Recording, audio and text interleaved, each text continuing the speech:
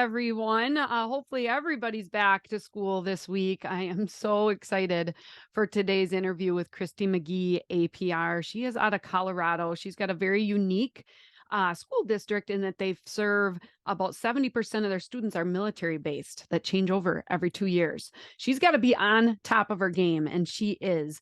Christy has been in education for 17 years. She's going to kind of break down the unique aspects of the communication and her department and how they handle social media. We're going to cover quite a bit of time talking about avoiding burnout and some of that work-life balance, work-life harmony strategies that Christy admits she has not totally mastered, but she's continuing to focus on. And I think this time of year, we might be setting some goals for 2023. A great time to really listen and reflect on what she shares. Christy's also going to share some strategies on getting good content. I think you're going to love those, and some of the best stories that she's been able to share. You guys, it's all about really having your ear to the ground, knowing what's happening at your schools and being able to shine a light on those. You're going to love getting to meet Christy McGee. You're going to want to be your friend, so you're going to want to connect with her as well. And after the show, we were kind of talking, and she's gotten to listen to this podcast. I hope that you are a longtime listener. You guys, I want to interview you. Would you like to be on the podcast? You can reach out to me, Andrea at socialschoolforedu.com on email, or you can tweet me. You can give me a DM on Twitter at Andrea Gribble. I'm looking for more guests like Christy that just have a lot of experience, real world, of doing great things and telling great stories in their districts or their schools, whether you're public or private, charter school. In 2023, I'd love to talk to you. This is my favorite part of my job, which is doing these podcasts and then sharing them with people really around the world. And so if you're interested in being a podcast guest this year, let's knock that off the list. Just reach out to me. All right, let's get to this week's K-12 PR tip. Hey guys, for this week's K-12 PR tip, I want to let you know that January is actually the National Mentoring Month. National Mentoring Month. What kind of mentoring do you have happening in your schools? You may have adults coming in to be mentors to students. You may have older students being mentors to younger students. Why don't you highlight those on social media this month? Now, I realize that the mentors may not might not be photographed with their mentee for, reasons of, anonymity and all of those things, but we could recognize those mentors. And so a short video interview or just a little form that you could send out about who they are and why they love mentoring at your school. It'll also hopefully help lead to more mentors at your school. And again, whether it's students mentoring or whether it's adults that are coming in, let's shine a light on some of those programs through social media and really highlight those again through video, through forms, a nice picture. If you want to put a little template together that talks about National Mentoring Month or thank you mentors, whatever you want to do using Canva or whatever kind of graphic tool you have, but let's get those stories out this month. All right. Now let's get to this awesome episode with Christy McGee. Christy McGee, APR, is in the house. Hello, Christy. Hi, Andrea. How are you? I can't believe it's taken me this long to get you on the podcast. I can't either. I've wanted to do it forever, so I'm so excited to be here. I know, and I'm excited for everybody to meet you. I'd love for you to introduce yourself, kind of share your role there for Fountain Fort Carson School District number 8 there in Colorado, and share the details. Sure. So, where to start? I'm the director of communications for the school district. Fountain Fort Carson is located just south of Colorado Springs, which is an hour south of Denver. So if Denver is what you know about Colorado, we're about an hour south of that on the Front Range. We have 14 schools, about 8,000 kids, 7 schools in the town of Fountain, which is the first part of our name, and 5 schools in the on Fort Carson military base. So that's kind of who we are. And I've been there about 7 years. I think I just had my anniversary or my, work birthday. So been there about 7 years. And then just a little bit about me before that. I've been in education for 17 years now, though, because I worked 10 years for a school district on the western slope of Colorado. Um, I'm one of those rare people who got a degree in PR. So I did not come from media. I'm working in the field I studied. I have two cats, three dogs, or 2 dogs, 3 cats. I mix those numbers up. 2 dogs, 3 cats. So Okay, awesome. And you have some kiddos too? I do. I have 2 kids. I have teenagers. Yes. So you can pray for me. But they're both amazing. I love my teens. I think you love your teens too. So I think we share that. But teenagerhood is actually kind of amazing as a parent. Jury's still out professionally, but personally, my kids are awesome. 16, she just started driving, so that's a nice little challenge in our house. So. Yes, definitely. And I love that you shared you got a degree in PR and so right out of college, did you start working for a school right away then? So no, bless you. I'm not quite that young. I went to work in an agency actually. Okay. So my first job was at an agency. I interned there. My first internship was right after 9/11. So a lot of cutting back of budgets and superfluous PR spending was happening. So I ended up taking a free internship at an agency in Denver, which was actually just an amazing experience anyway. And then they hired me. So I worked Okay. there for about 4 years before I moved to Grand Junction. So Okay, awesome. And good lesson there in that even though it was a free internship, it turned into a job. So that's incredible. yeah. Um you really have a unique district in serving some military families, which means there's some folks that are coming and going. So how does that really impact your communication efforts there, social media and beyond? Yeah, no, so we're about 70% military connected. From all the research I've tried to do, I think we're pretty unique nationwide. You don't see a lot of districts, at least my size. Like there are a lot of districts that are heavily impacted, but they might be a little bit smaller. They're also located right off the post. We have 5 schools on the post, so that's also a unique twist that you see. So yeah, and we're local districts, right? So we have to partner with them. I think that's really the first thing I would highlight is we really have to partner with Fort Carson to communicate with those families. Fort Carson is what they know. That's where they got their orders to go. They report up the chain of command to the garrison commander. And so if we don't have our ducks in a row at the leadership level, things are going to fall apart. So everything from their childcare to whether they're going to have a snow day and delayed reporting to, the services they provide when school's out. So all of those things just overlap to serve the same people, right? Like we're serving the same families. And so we have to be on board. So, but the same challenge exists there too, because the garrison commander changes every 2 years. So it's really the minute we get that change of command notice, we try to get ourselves in that door and meet with them and make sure they know who we are and that we can be a priority. They have a whole installation to run from the military side, but we need to let them know, hey, we're a big piece of what you have to coordinate. So, and then, you're right. Like it's families who are leaving every 2 years, which is hard. They come around and know each other, and these kids are super resilient. They come in and can adapt, in a system like ours. Again, we're set up to where we know what they need and can get them on board and up to speed pretty quickly. But they're also super adaptable and super flexible and make friends quickly. And some of those things that are you hear, but they're true, right? Like they're a stereotype that's true. So we and then really it's about letting them know what's happening in our district that may be different from where they're coming from. So we see a lot of that too coming in is that, oh, I'm from Pennsylvania, or they did it this way in Texas. And so we need to let them know, okay, if you're in Colorado, we welcome you. Here's how we do things here in our district, because districts and public education just looks different in different states, right? So we need to let them know, this is, we're going to get you on board quick. We're going to get you registered quick, and welcome to Colorado. And this is kind of what we do. So those are some of the communications hurdles and cultural hurdles that we face. So with your district, 8,000 kids, quite a few schools, how do you run social media for your district and how does that kind of fit into your role? Yeah. So I would say the first mention I'd like to give here is to my communication specialist, Miranda, because I just hired her in June.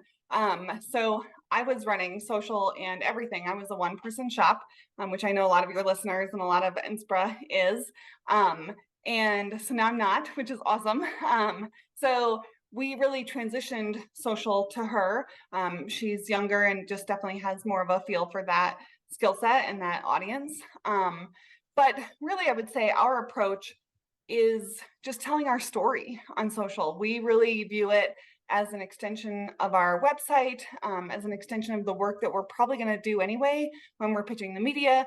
So it's just kind of part of that package deal of like, we want to find stories no matter what, no matter where we put them, right? Like in a newsletter, and so social is just one of the pieces that we're going to look at to push that out. We know social is where our parents are. We still see a high return on Facebook and Instagram with parents. And so, that's where that's where we want to tell our story.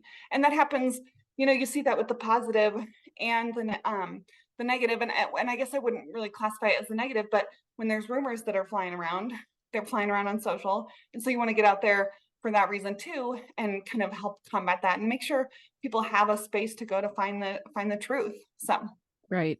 So you've got Facebook, you've got Instagram. Do you have any other channels that you're running right now?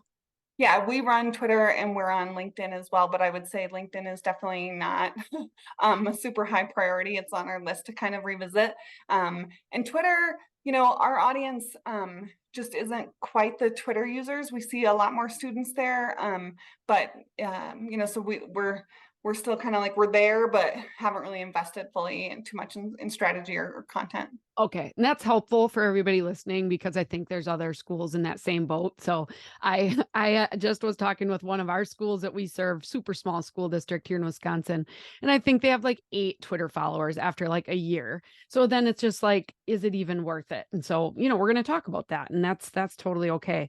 Yeah. So Miranda helps run those social channels now, and you run those for the district. Do your individual schools have social media pages as well, or do you just do the district? We just run the district out of my house. So fun, and I should back up a little bit, Andrea. Fun story about our district. When I was hired, they didn't have a communication person before me, and it was written in board policy that you would not use Facebook. Like Facebook, it called out specific platforms in board policy that staff would not use them. So ironically, I couldn't use social until I changed board policy because I would have been breaking board policy. So that was kind of one of my first hurdles was, I got hired in December, and I think in March we finally got the board policy approved. It's worded such that, the district communications office and/or designee, which really then allowed we started with district channels, and me to run it for about a year. And then we opened it up to schools to have social. And so it's been my goal from the beginning that they run it themselves. They run their websites themselves too. So we kind of operate both platforms the same, and usually it's the same person. And so we really try to decentralize that. They know what information their families need and want, and I don't want to control their pages. So that's just my approach. I have access and I'm an admin on all of their pages. I can go in and help answer the hard questions. And that's what I tell them. If you get something really difficult or we have a tough situation, I can go in and help. If I do have to address a question in their messages or on their platform, I put my name and I reference that I'm with the district and this is what the district would say. So I try to just let them know that, let their audience know who they're interacting with. But we train them to do it. Like we train them on social, we train them on the website. And then we touch base, right? It's not just a one and done, here you go, free for all, right? Like we touch base, we keep providing insights or tips. Social, holy cow, how often is Facebook changing right now, right? Every Yeah. day. It seems Yeah. like there's something different. And so honestly, your group and the school communications group, when we see there's an issue or a question that's kind of consistent, we take that and we take those answers and we go, hey, schools, if are having a problem with this, or if you're struggling with this, make sure you go here. A very specific example of that is I think we're going to offer a training or have a discussion about two-factor authentication on your personal account, because I don't want any of my schools getting taken over by Korea. So how do we're going to train them on how to set up their personal accounts to keep their work accounts safe. So Right. Yeah, that's really good. And not too long ago, I don't know, a year and a half, I did some customized training with your group too. So you're kind of investing into them to give them the best support, but you're also empowering them to tell their story at the school level while you guys are still doing the district stuff. So right, right. that's a great system. So we've got a lot to dive into today. But to start out with, I really wanted to talk about it's the beginning of this a year. And no, it's not the beginning of the school year. It's the beginning of a Calendar year. 2023. And you and I have been in this field long enough. We know burnout's real in a school communicator's role, especially in this last, almost 3 years now. It has definitely been a struggle. And I'm just looking for some advice, maybe from you, Christy, being successful in this, in your role for as long as you have been there. What are some of the tips and strategies for communication leaders out there to try to avoid that burnout? Yeah, thank you. I think successful. I still love my job, right? So Well, that's success. yes, totally, totally. Um, oh my gosh. So I was joking, and you may have seen me tweet about this. I just got back from a 2-week vacation in Africa. We're in a country that had no cell service. So there was no texting me, there was no calling me, no internet, except maybe the pockets of Wi-Fi that we could find. And I felt before, and I still feel after actually, that I reached a new level of that K-12 PR well, right? Like I feel like I've reached this this level of mastery, I guess. I don't know. Because I didn't stress out about it. It was amazing. I didn't feel stressful being gone. I didn't feel stressful going into it. I'm definitely recovering coming back. But so anyway, all that to say, like, it's taken a lot of work. I would say I've really, really focused on my kind of mental health, wellness, work-life balance, all of those kind of terms the past couple of years. Like something about COVID just really woke me up to like, we can't do this, right? Like, I mean, we all worked 24/7 for like 8 weeks, maybe longer, right? But that first summer in 2020, I was like, no, I can't. I really can't. I have to set boundaries. So I really dove into there's a lot of discussion about this out there, right? So I definitely would say, read everything, like read the comments, read the threads, and just find the thing that works for you is really my biggest piece of advice. And that's what I did. I just read all the K-12 PR Well newsletters. I went to I've been to sessions, I've been, listening to podcasts and so what's going to work for me? And some of the things that worked for me were just making that disconnect.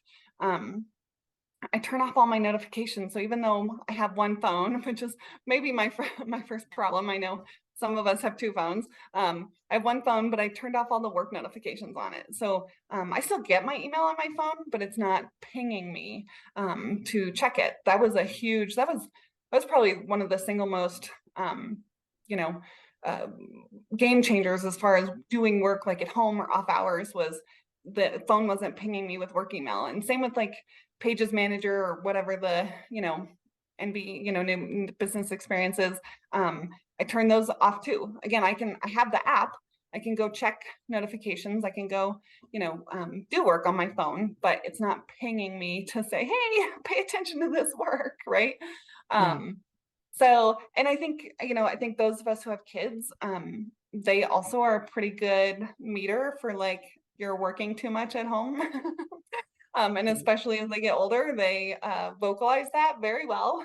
So, I definitely kind of looked at them and saw and heard from them, like, it's you're on your phone all the time. And I'm like, well, that doesn't sit well as in my kind of mommy heart. Like, oh, like that's what they notice, right? Like they're just being honest. That's what they see. Just tried to, and I would say, I'm lucky, Andrea, and I know not everybody's in this case, but I have a boss who also talks this talk and walks this walk. So He takes time and tells us when he's gone for appointments with his kids. He has told us to disconnect. Every leadership meeting that we have with our whole leadership, but also our small executive team, before a break, he will say, like, okay, don't check your email next week, or, I hope you all, like, disconnect on Wednesday and don't check your email till you come back. I mean, he verbalizes that also and walks that walk, which is super helpful. Like it allows me to then come back to him and say, I'm busy this weekend, I can't do that. And he'll say, okay, can wait till Monday. Right. So we can have that conversation and help set those boundaries. And I think that's another thing, like big thing that I learned is it's not, it feels scary. It feels like we need to be available, but if you can manage the expectations before something crisis comes up, then it's a little less scary. It's about managing other people's expectations of you, right? So if you can let them know, like, and I work with a couple of people who are those 10 p.m. email checkers. And they just know, like, I'm not gonna respond, Right. you can send me stuff and I'll see it in the morning. Right. So it's just having some of that conversation ahead of time. So Yeah. Yeah, it's really, I mean, it's great that you have a boss that supports it. But also, like you said, it's like training other people how to treat you, right? Like, and if they want to do things at whatever time, that's fine, but just knowing that you're not going to check things. I'm also super proud of you. I mean, going to Africa and not having cell service is a good test, but it was 2 weeks, right? So mhm, that's kind of an extended period of time.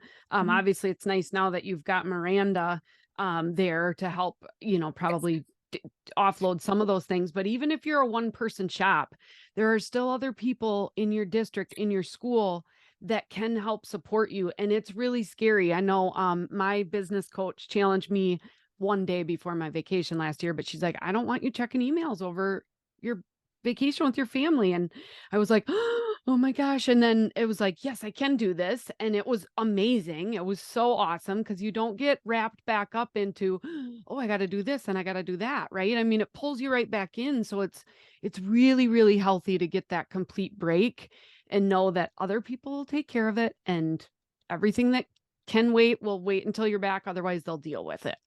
Yeah, you just have to, I mean, I think, and again, a little one more plug for K-12 PR role, but they have that emergency sub plan. And honestly, that was a really great starting document for me. Again, it's just managing the expectations before you go, or, maternity leave, and there's all sorts of things that we need to be gone for. Um, And so, and yet I do have Miranda, so I do have a backup. But even she didn't, we haven't worked together long enough where she knew everything that I did. So you're able to kind of walk through all your systems, and I found her backups, right? So here's a local person. So I would say reach out to the school comms teams, right? Like reach out to your neighboring districts. So I connected her with a person, my counterpart in Whitefield. I said, they use Final Site. We're on Final Site. If you need support, she can help you with website, right? We're a Blackboard mass notification district. Here's who uses that and can help you walk through that, right? So it's making sure you connect the pieces too before you go. And that's really what helped me. So, and I had the templates written, right? So I've got the snow days and the emergency templates, and they're all in a place where she had access. And that could be anybody. You're right. It could be a secretary. It could be, it just needs one other person who kind of knows what you do. And, and if it's an away thing that you can plan ahead for, then just, I will say the 2 weeks before I left were a lot of this, right? Let me show you this message and you can practice because we have to sit in this, right? Or and let me do an email introduction on this project I'm working on so that they know who they can ask questions for when I'm gone. And so, it was a lot of prep. But it does help you disconnect. And I think to avoid burnout, it's just really prioritizing yourself, right? It's what am I going to do? How am I going to set time aside for myself? And I think it's not just at home too, but it's also at work, right? So again, one of the people I learned a lot from was Adam, outside of Chicago, and he goes into schools and just works in a school for 4 hours, or work, sits and I love that, right? Like I love being in schools, and even though I'm the kind of strategic director, and Miranda's more the storyteller now. Like, I still want to be in schools, seeing kids fills my bucket, right? Professionally. So like, Right. again, that 8 to 5 time I'm doing kind of, and I don't mean it facetiously as far as what I want to do. It's work. I'm still, productive for my boss and for my team, but in a way that fills my bucket and kind of recharges my battery. So, Yeah, absolutely. Oh, I love it. Thank you so much for sharing. And we could talk about this for the oh my whole gosh. episode, but I think it's really important and it doesn't stop. It's like it's always a work in progress as far as, building those boundaries and setting up those expectations and working on cross training and, all of that. But I think you would say it's well worth it, right? Yeah, and it's a work in progress on yourself too. I mean, I try to attend or listen to webinars on health and wellness as often as I can, because even if that's once a month or every couple months, like, oh, I slid down this hole of being more available to work 24/7, and now I gotta, reset, or I forget what was I like logged into my vacation time and I was like, oh, is this hours or days? Because it's a really high number that I have accrued and it's days. And I'm like, oh, what?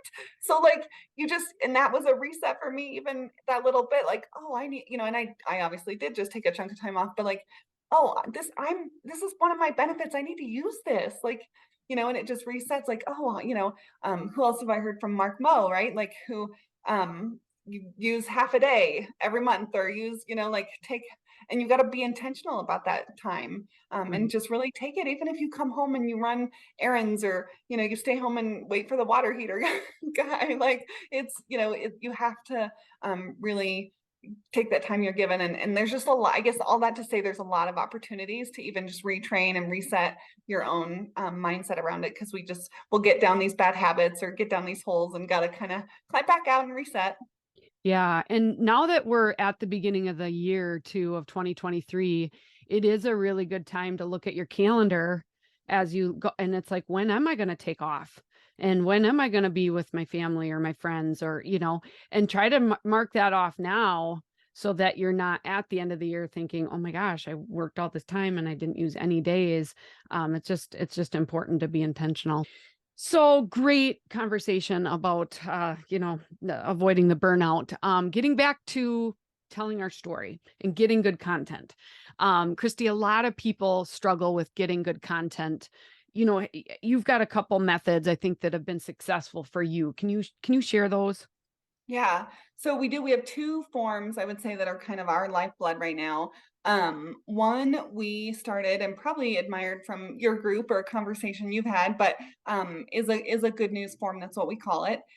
We started it really in the spring of 2020, because there there was no school, right? Like, we were not going to schools, but teachers were still doing amazing things at home.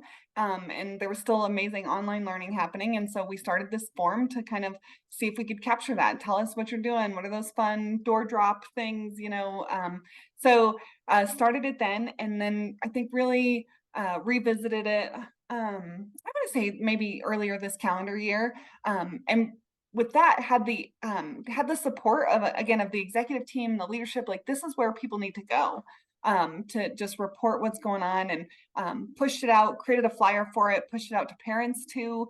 Schools have it hanging up in their buildings, so anybody can submit on there. It's got a QR code, and students can send us stuff. Parents can send us stuff when they're in the school. So we really wanted it to be open and accessible to anybody. And then we will take, right, like, and we kept it simple. I think that's a key thing, and I think a lot of people have talked about that in this group. Like, keep it simple, and then I'll follow up and get more details, right? They're not going to fill out a whole form that's 20 questions long, right? Like, just give a little who, what, when, what am I seeing, who is involved, and then we'll follow up with more questions. So that was our first, and then again, a little bit like the training and with the schools, you can't let it go. And then, you got to remind, like, okay, don't forget there's this form, or somebody will email me an idea, and I'll say, that's great. Can you put it on the form? The form is also great for tracking, right? So that's kind of nice too, that, like, okay, we can kind of go back and check and see how many we've got submitted from what schools, so we can make sure we're balancing our reporting. So, and then our second form is a calendar form. And so the way those two work together, right, is if you have an event that's like a specific date and time that you want me to be somewhere, submit it on here. We also use that calendar form for events we send it to our school board because they love to come into buildings and see things that are going on. And we send it to our leadership team so that they can travel around buildings and see specific events. So if you're, what are we doing tomorrow? We're making gingerbread houses at the preschool, which is one of my favorite traditions. We, put that on the calendar form, and then we will kick it out to everybody's calendar so that you don't have to remember, oh, I didn't invite this leader, or I didn't invite the board as a principal, right? Like, I don't want them to worry about that. Submit this all in the form. And then we just remind the principals and the leaders every month, like, these two forms, these two forms, these two forms. Yeah. So, so Yeah. those are our big ways to get news, and they have definitely helped. Okay. And with that calendar form, do you go to everything that you get requested for? Or if you can't make it, can you say, do you respond back and say, oh, I'm not going to be able to make that, but make sure to take pictures and send those to me? That is 100% the conversation. Yeah, we put Miranda and I put everything on our calendars. So if you looked at our calendars, they're a little messy. Mhm. And then when we meet weekly, we plan out a week or two in advance and look at our calendars. Who's going to go to what? Some of the things are just not super newsworthy necessarily either. They're nice to let us know that they're having kids and donuts that morning. Like, okay. So we kind of also prioritize like what seems a little bigger deal. If it's just your third grade concert, yes, we definitely then get back to them and have that conversation. Can you send us some pictures? Will you be taking pictures? Will you be posting it on social? And then we can just share to our social. So we do that follow up with them. Okay. Perfect. And that's both of those ideas are super helpful. Um, we talked a little bit about it before, correcting rumors and some of those things, but sometimes social media can lead to some negative feedback from your community. You have kind of a unique story where you were able to use social media interaction to turn a critic into something very different. So can you share that story with me? Yeah, I will. I'll couch it, and we're pretty lucky that we don't get a ton of hate on social. We don't really, and I think you and I both have kind of tag teamed on this message as far as what belongs on social. So that's the first approach. But and then we were lucky with this person. She was private messaging one of my schools the minute they launched Facebook, and so we all that to say, it wasn't on their page where people could chime in, right? Like, it was a one-on-one conversation. Okay. Just very upset with one of my schools. And I've trained my schools, we take things offline, right? Like, people, they're typing at 11 o'clock at night and they're tired and mad about something they heard from their kid, right? So just wherever you can kind of approach it. Every time I find a name that's a real name, because there's that on social too, right?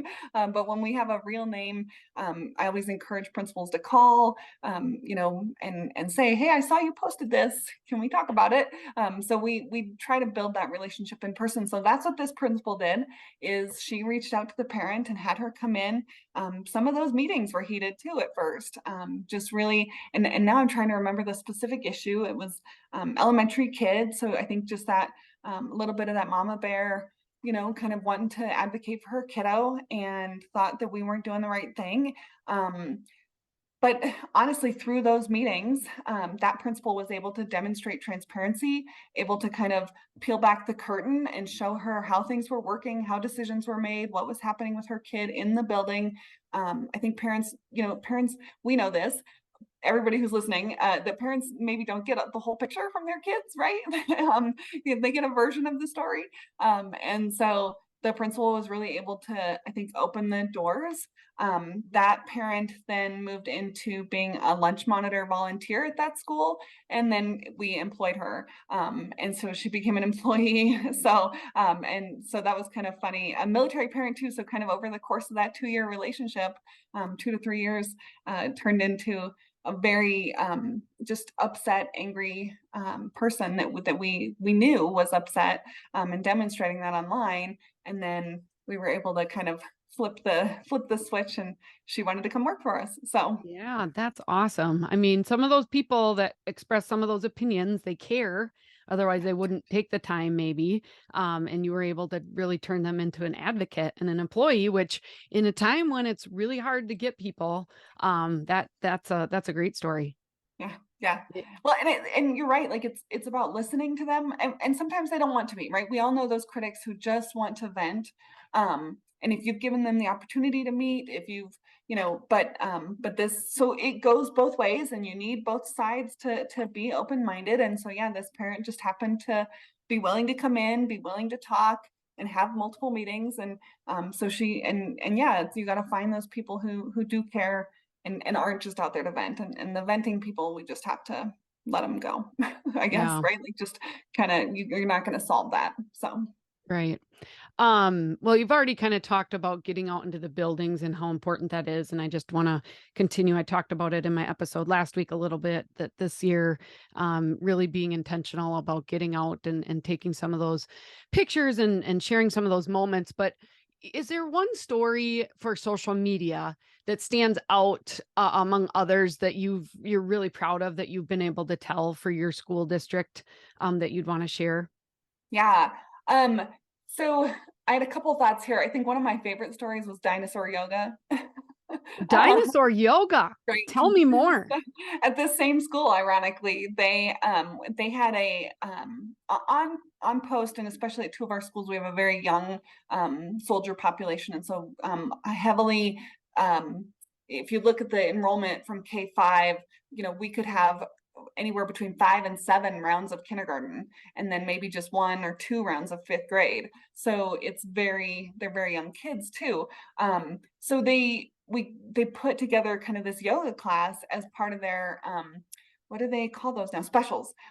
So gym, music, and then yoga, and it was really good for their kind of just balancing and centering, and so they did their poses. They called, they had dinosaur names for their poses, so it wasn't downward dog, it was, something else. So it was a ton of fun to watch. I would really say what we see a lot of success on social is around a relationship and a partnership, and that's with our police department. So my district is unique in that we invest in one school resource officer per school, and so we help pay for that. They help pay part of it, and that's really just representative of a larger relationship and a larger effort around safety and just a larger partnership with our city. So, and our community loves our police department. Our police chief is very adamant and active around community policing and getting out there. He goes to events, his officers go to events, they have booths everywhere. Like, they're just that kind of police department too. And we're lucky. Again, you got to set the stage as far as context, but we're kind of a one-to-one. We're in Fountain, and we're the only school district that the Fountain Police Department works with. So they don't have to split their efforts, in bigger cities and stuff, right? You could have like multiple school districts in your municipality, and we're kind of one-to-one. So we have their whole focus, and they have our whole focus. And so just highlighting that relationship and the good things we do every time we post pictures of them. People love to see the officers in schools. They love to see what they're doing. I mean, yeah, Toys for Tots, the Thanksgiving drive, the officers help with, like, you know what I mean? So they're so much more than officers to us. They're just so much, and that's an operational decision and intentional among the organizations. So that's not, comms then can reflect that, right? Like, that's not something I'm doing. I'm just showcasing the intent and the purposeful decision making behind that relationship. So, we have an SRO K9. Boomer is dedicated just to my district. He works for the PD, but is dedicated just to schools. And so every time we get to post a photo of Boomer, right? Everybody loves him. He's a golden retriever. Before that, we had a German Shepherd. Her name was Amp. So, those things, dogs and kids, they say. And so when I have Boomer in school classes, like, check. So Yeah. Oh, that's awesome. And I think what you said is true. It's like you're reflecting what's already happening in your schools. You just got to make sure that you got an ear to the ground, right? And that you know what those things are so that you can get those stories out there. right. And then Um, our community, again, I know our community supports our FPD, which is another reason why that kind of works, right? Like, right. the relationship is strong between the two organizations, but I also know our community loves our police department. So that's why those posts work. Right. And with everything, you need to know what that community kind of litmus test is, right? Just to understand what's going to work well. But that's great. And we're going to give everybody links to your social channels so you guys can check that out. So as we kind of wrap up, our time went so fast, Christy. What would you say is your best social media tip? Oh my gosh, I have so many. I would say first, I guess I would say there's two. I have two. First, kind of just that admire and acquire. Who is doing social well? Who is doing social in the same kind of either vein or tone, that you are, and learn from them and see what works. I think being a part of these groups, and I love the posts that are like, oh, we posted this and it did really well. Okay, let's see how we do. I think and this will counter maybe my second tip, but a lot of social sometimes is also throwing darts at a dartboard and seeing what sticks. Sometimes, like, oh, let's try this time of day, or oh, they didn't like that today, but maybe they'll like it. So if we can learn from other people who threw a dart that stuck, we want to do that, right? Um, like I said, not intentionally to counter my tip, but I think it's being strategic too about what you post, kind of social. And again, I know I kind of mentioned it's one of the tools, but you can be strategic with how you use it. It doesn't just have to be this throw every picture out there, talk about every holiday. I know there's been a lot of conversations about that in your calendar, and who gets recognized. You can be strategic with how you use it so that your message is not getting lost in the clutter, and people know, they know what they're going to get from you, right? They know what your message is, they know who you are, and you can tell because of how you're lacing that through everything you do. So those are my two pieces: is learn from those who are doing it better than you. If that's me, I'm super honored, but I'm still learning from other people. So I wouldn't say that I have it 100% correct, but we can always learn. And then yeah, just kind of slow. I think slow down, be proactive, and not reactive, and really be strategic with what you're doing. Yeah. And you've really surrounded yourself. I mean, you're very active in your state chapter, your Colorado SPRA. You're active in the National Public Relations Association as well, and then for schools. And then Mhm. you're active in our membership program, which Miranda's been able to be a part of as well. And so, just investing in some of that professional development. And that's the awesome thing like about our program is you can take some of the training, and there's a few of you that can be active, up to 3 from your school, but then you can share some of those tools with your other storytellers from your schools as well. So that's been helpful for as Miranda's kind of gotten started. Yeah, for sure. And I would definitely, just to throw a shout out back to you and your team, Andrea, like bringing you in to train. We all know and have seen in the classroom how kids learn from guest, lecturers and guest speakers. My social media managers are my kids, and they learn better sometimes from other people. And so, how can they learn from an expert, and bringing in somebody like you who can kind of just really give them very simple tips as far as what you've seen. Again, I can learn from other districts, but you work with other districts, right? So you see it every day as far as what's working, and what are some simple, easy to do tips, and they implemented those. Later that day, I was getting emails, right? The next day, like, how do I do this? What do you think about this? So yeah, you and your team and have been super helpful. But you're right, all of that, wherever you can go just to learn. PRSA, right? I'm a member of PRSA. Like, we have a lot to learn from the business world, and from nonprofits too. So everything you can kind of read when you can. We don't all have 27, 28 hours in a day, but reading and kind of just keeping up on some of those trends when you can is important. Yeah. Well, now everybody wants to be your best friend, Christy. So what is the best way to stay connected to you? I love it. I was going to say, just text me, because honestly, Um, I mean, Twitter's probably, yeah, I know the jury's still out on where that platform is headed, but it's probably my number one social media platform is Christy_McGee. It's kind of the platform I use professionally to stay connected with everybody, but definitely email me at work, which is the cmcgee@ffc8.org. So those are some really good ways to get a hold of me. And like I said, I'm happy to impart knowledge. I'm also here to learn, and so love talking to other people who have advice to give. So Yeah. Oh, awesome. Well, we'll link your Twitter handle and your email address. Again, we'll also link up your social channels there in the show notes. Thank you so much for taking the time to hang out with us. We navigated a few distractions and some dogs in the background, but I think we did great. So, Christy, thanks for persevering with me. Well, I appreciate your patience and your audience, and I love your podcast, so I appreciate you having me. Awesome. Well, we'll see you guys all next week. Thanks so much for joining us. Keep telling those awesome stories.